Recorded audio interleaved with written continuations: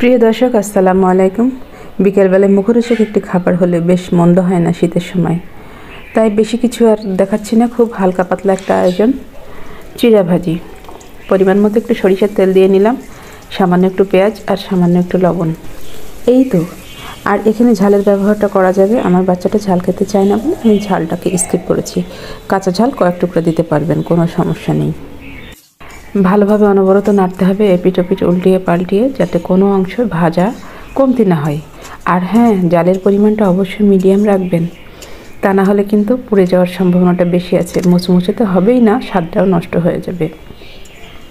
একদম মুচমুচে এবং লাল লাল হয়ে যাবে এবং দুটো একটা চিড়া যখন ফুটে উঠবে তখনই বুঝে নেবেন যে আপনার চিড়া ভাজিটা হয়ে গেছে। ডার্ক ব্রাউন করা যাবে না, কারণ চিড়া ভাজিটা কিছুক্ষণ এই গরম কড়াইয়ের উপরে রেখে দিতে হবে যাতে আরেকটু ক্রিস্পি হয়। বুঝতেই পাচ্ছেন আমার চিড়া ভাজির কালারটা দেখেই।